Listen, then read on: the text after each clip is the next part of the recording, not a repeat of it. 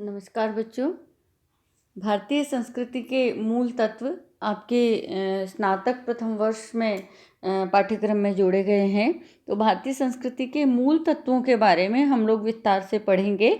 जो हमारी संस्कृति के जो मूल विशिष्टताएं हैं वो उनके बारे में हम विस्तार से पढ़ेंगे, लेकिन यहाँ हम आज एक सामान्य परिचय के रूप में इस व्याख्यान को प्रारंभ कर रहे हैं, जिससे कि आप लोगों को एक मनोभूमि बने कि भारतीय संस्कृति वस्तुतः है क्या। तो भारतीय संस्कृति के मूल तत्वों को जानने से पहले बच्चों ये जानना बहुत ज़रूरी है कि संस्कृति होती क्या है। तो आप शब्द के आधार पर अगर विश्लेषण करेंगे तो संस्कृति जो पद है आपका, हम लोग संस्कृत में पद शब्द का जब प्रयोग करते हैं, क्योंकि हमारे यहाँ हम कहते हैं अपदम न प्रयुंजित, इसका मतलब यह है कि हम पद का प्रयोग करते हैं। जो सुप तिंगंतम पदम, जो सुबंत और तिंगंत होते हैं उनको हम पद कहते हैं। तो प्रत्येक पद का व्याकरण से निष्पत्ति होकर के जो उसका अर्थ होता है, वो अर्थ के मूल में यदि हम जाएं तो हर पद की एक संकल्पना जो है वो हमको समझ में आती है, उसका हमको बोध होता है। तो संस्कृति जो पद है उसको समझने के लिए आप देखेंगे कि संस्कृति में सम उपसर्ग है और क्री धातु है और तिन प्रत्यय है। तो सम उपसर्ग जो है वो सम्यक के अर्थ में है, अच्छे के अर्थ में है, और क्री जो है वो करने के अर्थ में है। तिन प्रत्यय जो है भाववाचक जो है स्त्रीलिंग पद बनाने के लिए प्रयुक्त होता है, तो जो भाववाचक अर्थ देता है। तो अच्छी प्रकार से करने का भाव, अच्छी प्रकार से करने का जो भाव है वो संस्कृति है। तो प्रत्येक देश की, प्रत्येक राष्ट्र की अपनी एक संस्कृति होती है, और वो जो संस्कृति होती है वो किसी भी संस्कृति से कम या ज़्यादा, अच्छी या बुरी नहीं होती है, परंतु हर राष्ट्र की अपनी संस्कृति होती है जो वहाँ के मनोविज्ञान, वहाँ की जलवायु, वहाँ की परिस्थितियाँ, वहाँ का जैसे कहें कि विकास यात्रा, उनके जो विचार, उनके रीति रिवाज, उनकी परंपराएं, उनकी जीवन शैली, उनका जीवन दर्शन, उनका अपना अनुभव, ये सब कुछ अपने भीतर समेटे हुए होता है। तो प्रत्येक राष्ट्र की, प्रत्येक भूमि की, प्रत्येक समाज की अपनी एक संस्कृति होती है। तो वो जो संस्कृति है वो समस्त जो क्रिया व्यवहार हैं, जो आचार विचार हैं, जो परंपराएं हैं, उनका एक समूह रूप होता है। तो वो संस्कृति है। और भारतीय संस्कृति का मतलब है कि भारत की संस्कृति। तो भारत की जो संस्कृति है वो कैसी है, भारत की संस्कृति कैसी है, भारत की संस्कृति में मूल तत्व क्या है, यानी कि जो उसकी जो बेसिक जो कॉन्सेप्ट है जो वो क्या है, भारतीय लोगों का आचार विचार किस प्रकार का है, भारतीय लोगों की ऐतिहासिक यात्रा उनके जीवन के मूल्यों के बारे में क्या बात करती है। तो ये जो बहुत चिंतन मनन के बाद एक दर्शन जो विकसित होता है वो भारतीय जीवन दर्शन। तो भारतीय जीवन दर्शन किस प्रकार का है, ये उससे मिलकर के जो है वो संस्कृति का निर्माण होता है। तो हम संस्कृति पद को भी बहुत व्याख्या में देखेंगे आगे जा कर के कि संस्कृति की अलग अलग विद्वानों ने अलग अलग परिभाषाएं, लक्षण जो है उसके दिए हैं। लेकिन अगर आप मूल अर्थ को देखेंगे तो संस्कृति का तात्पर्य है सम्यक प्रकार से करने का भाव। अब सम्यक प्रकार से क्या करते हैं हम, मनुष्य जीवन जब हम आते हैं अस्तित्व में, जब इस यूनिवर्स में, इस ब्रह्मांड में हम जन्म लेते हैं, हमारा अस्तित्व होता है, तब हमको जो करना होता है, इस जीवन को बिताना, इस जीवन का यापन करना, इस जीवन के उद्देश्य को समझना, इस जीवन क्यों है ये जीवन, और क्या किस प्रकार से ये जीवन सम्यक प्रकार से हो, इसके लिए जो क्रियाकलाप, जो आचार विचार, जो चरित्र, जो आचरण हमको अपनाना है, वो सम्यक प्रकार से करने का जो भाव है वो संस्कृति कहलाती है। तो भारत की संस्कृति जो है भारतीय जीवन दर्शन के बारे में बात करती है। हमारा आचरण किस प्रकार का होना चाहिए, हमें क्या क्या काम करना चाहिए, क्या नहीं करना चाहिए, और क्या हम देखते हैं, क्या हम सोचते हैं, भविष्य के बारे में, भूत के बारे में, वर्तमान के बारे में, जीवन के बारे में, जीवन से पहले के बारे में, जीवन से बाद में के बारे में, जीवन में दुखों के बारे में, जीवन में दुख मुक्ति के उपायों के बारे में, जीवन को सुखयुक्त बनाने के बारे में और जीवन को सरल बनाने के बारे में, जीवन को कल्याणकारक बनाने के बारे में भारतीय राष्ट्र, भारतीय चिंतक, भारतीय ऋषि मुनि, भारतीय तत्ववेता, तत्वदृष्टा जो है वो क्या सोचते हैं, ये भारतीय संस्कृति के जो है मूल तत्वों में आएगा।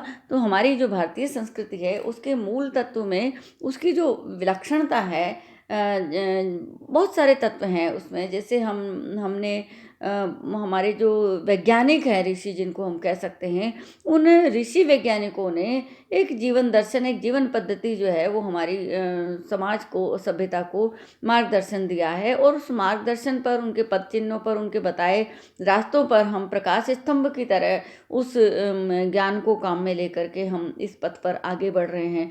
और इन भारतीय संस्कृति का जो मूल जीवन दर्शन है, जो हमारी जो ज्ञान परंपरा है, हमारा जो जिसे कहे विश्व गुरु हम कहे जाते हैं, तो इस ज्ञान परंपरा के माध्यम से, इस प्रकाश स्तंभ रूपी ज्ञान समूह के माध्यम से ही वैश्विक धरातल पर भारतीय जो ज्ञान है वो सबसे पहले अवतरित हुआ।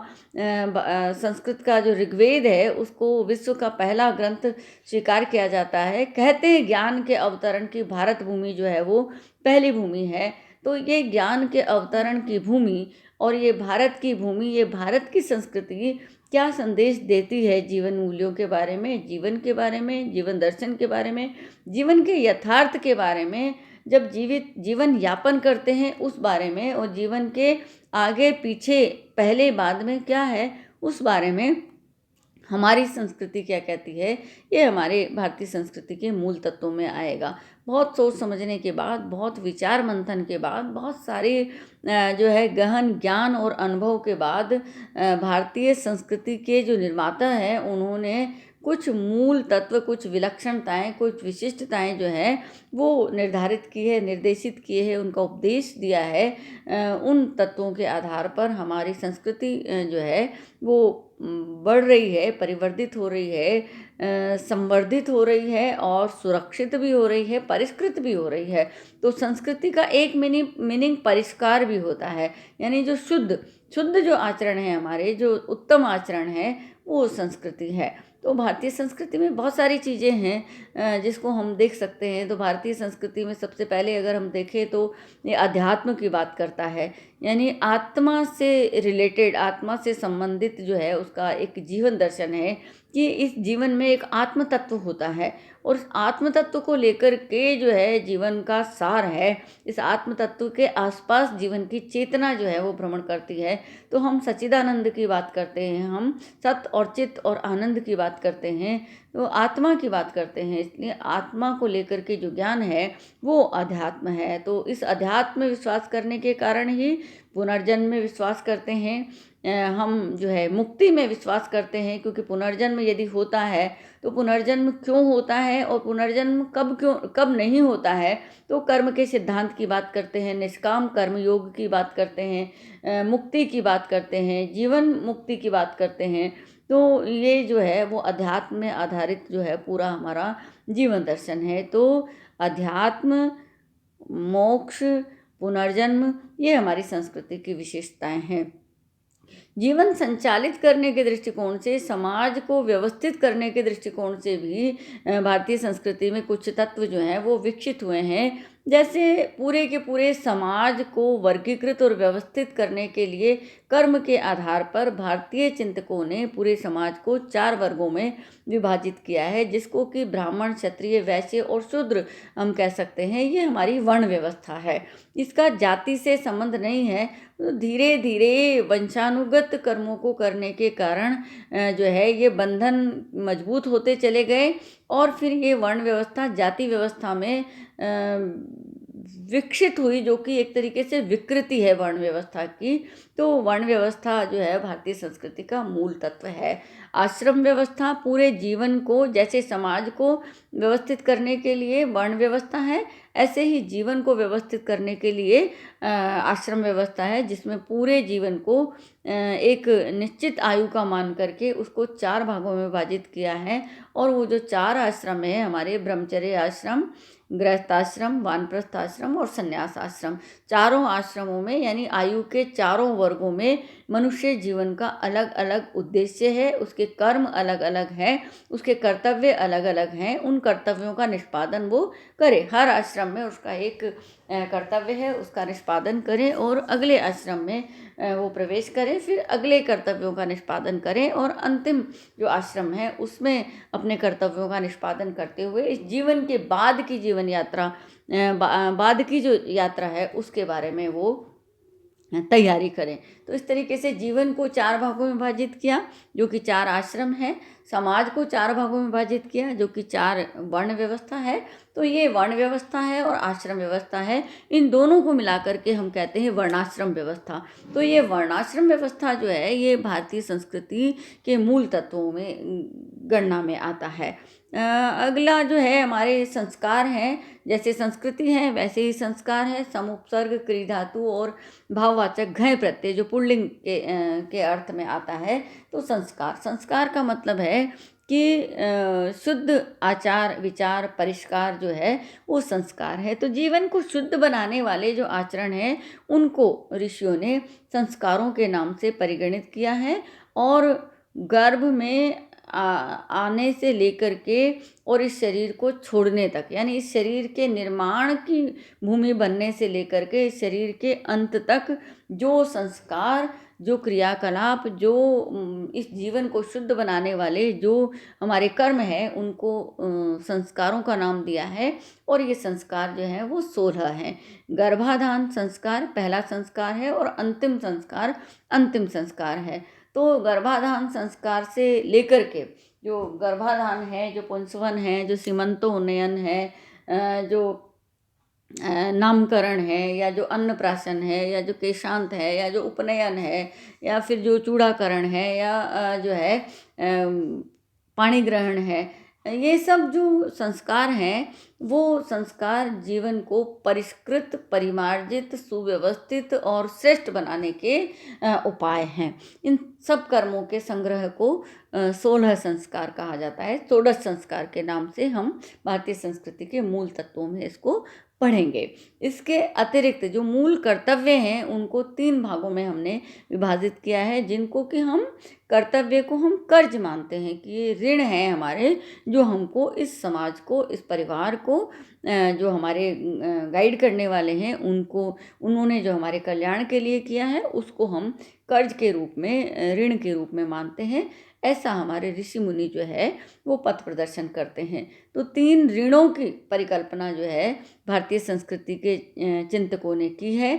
तो वो जो पितृ ऋण, देव ऋण और गुरु ऋण, यानी कि जो देव अर्थात जो डिवाइन पावर्स हैं यूनिवर्स में, जो देवता है जो हमारे जीवन को संचालित करने के लिए अलग अलग तरीके से हमारे जीवन में भूमिका अदा करते हैं, भूमिका निभाते हैं, जीवन को अच्छा बनाने के लिए, जीवन के कल्याणकारी स्वरूप के लिए अपना योगदान देते हैं, वो सब डिवाइन पावर्स हैं। तो वो जो डिवाइन पावर्स हैं, जो देवता हैं, उन देवताओं के प्रति हमारा कर्तव्य है, क्योंकि उनसे हमारा जीवन चलता है। हमने प्रकृति की हर जो असाधारण उपादान है उसको हमने देवता स्वीकार किया है। हम अग्नि को देव मानते हैं, हम इंद्र को देव मानते हैं, हम पृथ्वी को देव मानते हैं, हम सूर्य को, चंद्रमा को, प्रकृति को, सबको, नदियों को देव के समकक्ष मान करके, देव स्वरूप ही मान करके आराधना करते हैं। क्योंकि वो ये जो त्रिगुणात्मिका पंच भौतिक जड़ चेतन सृष्टि जो है, इसमें ये जो डिवाइन पावर्स हैं जो इस जीवन को और इस पूरे संसार को धारण किए हुए हैं, तो उनका उपकार है हमारे जीवन पर, और इस उपकार को हमें चुकाना चाहिए, इनके मूल स्वरूप को सुरक्षित संरक्षित करने में अपना योगदान देते हुए। यही देव ऋण है। और जो हमारे माता पिता हमारे जन्म को बनाने में, हमें हमारे जीवन को बनाने में, हमको जन्म देने में, स्वरूप निर्धारण करने में, हमारा पथ प्रदर्शन करने में जो त्याग करते हैं उसका कर्ज हमारे ऊपर है, तो वो पितृ ऋण है। और जो हमारा ज्ञान प्रदान करने वाले हैं, जो मार्गदर्शन देने वाले हैं, उन गुरुओं का ऋण हमारे ऊपर है। तो वो गुरु ऋण और पितृ ऋण और ऋषि ऋण, देव ऋण, ये जो है ये ऋण त्रय की संकल्पना हमारी संस्कृति में है। हम 3 ऋणों के बारे में बात करेंगे और पंच महायज्ञ की बात करेंगे। तो मनुष्य के प्रतिदिन के कर्मों में जो यजन है वो यजन चलना चाहिए, वो जो यज्ञ है वो चलना चाहिए, जो देने का भाव है ये चलना चाहिए। तो हमें किस किस को क्या क्या देना चाहिए वो हमारा यज्ञ है। तो वो यज्ञ जो है 5 पंच महायज्ञ जो है, जैसे भूत यज्ञ है, बलि जिसको हम कह सकते हैं, तो हम पशु पक्षियों के लिए, अतिथियों के लिए, देवताओं के लिए, पितरों के लिए जो समर्पित करते हैं वो जो है वो बलि है। तो ये जो पंच महायज्ञ जो है वो अतिथि के लिए है। ये 5 महायज्ञों की संकल्पना हमारे यहाँ पर की गई है। स्त्री अर्धनारीश्वर की संकल्पना भारतीय संस्कृति करती है और वो ये कहती है कि स्त्री पुरुष जो है एक दूसरे के पूरक हैं। तो शिव और शक्ति की तरह वो जो है एक दूसरे को पूरकता प्रदान करते हैं और उनसे जीवन चलता है। तो ये जीवन जब चलता है तो स्त्री और पुरुष को समागम का या उनके संपर्क का या उनके साथ रहने का या उनको एक इकाई में बंधने का जो संस्कार है वो विवाह संस्कार है। तो ये जो विवाह संस्कार है इस संस्कार है, ये जीवन को परिष्कृत करने वाला कर्म है मनुष्य का। और ये विवाह संस्कार को भी भारतीय संस्कृति ने स्वीकार किया है। और जो है उद्वाह या विवाह उसको कहा जाता है या पाणी ग्रहण कहा जाता है। तो ये जो है पाणी ग्रहण जो किया जाता है वो विवाह के 8 प्रकार बताए गए हैं कि किस किस प्रकार से स्त्री पुरुष का साथ रहने का जो कर्म है वो जिस तरीके से होगा उस आधार पर उस विवाह का नाम है। तो हर तरीके से, जैसे पैशाच विवाह को स्वीकार किया है उन्होंने, असुर विवाह को स्वीकार किया है। तो ये प्राजापत्य विवाह है, आर्ष विवाह है। तो इस तरीके से जो है विवाह के एक सकारात्मक रूप और विवाह के एक नकारात्मक रूप, लेकिन वो है विवाह। तो इस तरीके से 8 जो है वो विवाह के प्रकार हैं, उनको हम विवाह के प्रकारों में पढ़ेंगे। तो हम वर्ण व्यवस्था को पढ़ेंगे, हम आश्रम व्यवस्था को पढ़ेंगे, हम 16 संस्कारों को पढ़ेंगे, हम विवाह के प्रकारों को पढ़ेंगे, हम 3 ऋण पढ़ेंगे, हम पंच महायज्ञों के बारे में बात करेंगे और हम बात करेंगे भारतीय शिक्षा पद्धति के बारे में। यानी भारतीय शिक्षा पद्धति किस प्रकार की, हमारी जो गुरुकुल परंपरा थी पुराने समय में, उसके बारे में बात करेंगे। हमारे यहाँ जो जहाँ विदेशों से अन्य देशों से जो है भारत में शिक्षा ग्रहण करने के लिए यहाँ आते थे, जो तक्षशिला और नालंदा जैसे विश्वविद्यालय हमारे यहाँ पर थे। तो उन विद्यालयों की बात करेंगे हम, हमारी गुरुकुल व्यवस्था की बात करेंगे, हमारी गुरुकुल शिक्षा प्रणाली की बात करेंगे। तो वो प्रणाली जो है भारतीय संस्कृति के अनुकूल प्रणाली, जहाँ गुरु और शिक्षक पास में बैठ कर के तत्व दर्शन करते थे, उस पर चिंतन मनन करते थे, शास्त्रार्थ करते थे, सत्य की खोज के लिए यात्रा करते थे पास में बैठ कर के। वो एक गुरुकुल पद्धति में जो अध्ययन अध्यापन का, जीवन का, मनन चिंतन का, या सत्य की खोज का जो सफ़र था, सत्य की खोज की जो यात्रा थी, वो गुरु के आश्रम में चलती थी। तो वो हम जो है भारतीय संस्कृति के मूल तत्वों को जब हम देखेंगे तो वो जो हमारी भारतीय शिक्षा पद्धति है उसके बारे में हम बात करेंगे। जब हम भारतीय संस्कृति की विलक्षणताओं को देखेंगे तो उसमें हम धर्म के बारे में, भारतीय संस्कृति क्या कहती है। तो भारतीय संस्कृति का धर्म कोई संप्रदाय नहीं है, भारतीय संस्कृति का धर्म धर्म है। और हम धर्म की जब हम बात करते हैं तो हम धर्म का मतलब है धार्यते अनेन इति ध्रियते अनेन इति वा धार्यति इति वा। तो जो मनुष्य को, इस जीवन को, इस संस्कृति को, इस सभ्यता को, इस संपूर्ण संसार को, पूरे ब्रह्मांड को जो धारण करता है वो धर्म है। इसका मतलब किसी वस्तु या व्यक्ति के अस्तित्व का जो मूल तत्व है वो उसका धर्म है। और उस धर्म को बनाए रखना हमारा धर्म है, यानी मूल स्वरूप को बनाए रखना ही हमारा धर्म है। तो मनुष्य होने के नाते मनुष्य की तरह जो कर्म करने चाहिए वही हमारे धर्म है। तो धर्म की ये परिभाषा है भारतीय संस्कृति के अनुसार। तो जो सनातन धर्म है हमारा, उसकी हम बात करते हैं। हम किसी संप्रदाय या पाखंड या आडंबर की बात नहीं करते हैं। धर्म जो है वो भीतर की वस्तु है, धर्म बाहर की वस्तु नहीं है। तो वो जो धर्म है उस धर्म की बात भारतीय संस्कृति करती है। भारतीय संस्कृति के जो ऋषि हैं वो करते हैं, अध्यात्म की बात करते हैं, आत्मा की बात करते हैं, इस संपूर्ण जीवन की, प्रकृति और पुरुष की बात करते हैं, मुक्ति की बात करते हैं, पुनर्जन्म की बात करते हैं। और पुनर्जन्म से मुक्ति के लिए मोक्ष का जीवन दर्शन जो है हमारी भारतीय संस्कृति का हमेशा चिंतन में, केंद्र में रहा है। तो धर्म और अध्यात्म और पुनर्जन्म और मोक्ष, ये सब जो है भारतीय संस्कृति के मूल तत्व है।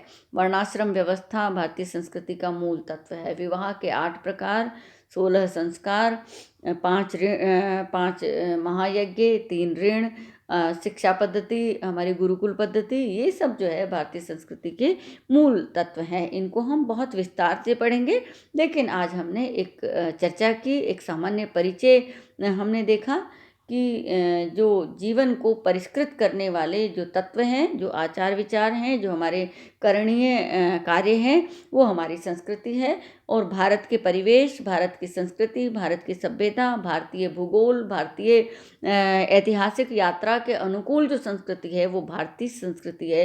भारत में जन्मी, भारत के चिंतन मनन से उत्पन्न हुई, भारत के अनुभव से उत्पन्न हुई संस्कृति भारतीय संस्कृति है। और ये भारतीय संस्कृति किस प्रकार की है वो हमको इसके अंदर पढ़ना है। और इसके जो आपके कोर्स में रखे गए हैं भारतीय संस्कृति के मूल तत्व, जिसमें आपके कोर्स में वर्णाश्रम व्यवस्था है, आपके कोर्स में 16 संस्कार हैं, आपके कोर्स में विवाह के 8 प्रकार हैं, इसके अलावा आपके कोर्स में 3 ऋण है, 5 महायज्ञ हैं और भारतीय शिक्षा पद्धति है। तो एक एक विषय को लेकर के हम प्रतिदिन व्याख्यान तैयार करेंगे, लेकिन ये एक सामान्य परिचय है। इसको आप पढ़ेंगे और पढ़ करके आपको एक अपने मस्तिष्क में एक आधार बनेगा कि भारतीय संस्कृति वस्तुतः क्या है। तो एक भावभूमि के साथ, एक मनोभूमि के साथ पुनः जो है हम उपस्थित होंगे अगला व्याख्यान लेकर के। तब तक आप जो है इस व्याख्यान को सुने, इसका चिंतन करें, मनन करें। यदि मन में कोई प्रश्न उठता है तो उस प्रश्न का समाधान ढूंढें और प्रश्न करें। और इस तरीके से जो है वो आप अपने अध्ययन अध्यापन को घर में रहते हुए, सुरक्षित रहते हुए जारी रखें। आज के लिए इतना ही, धन्यवाद।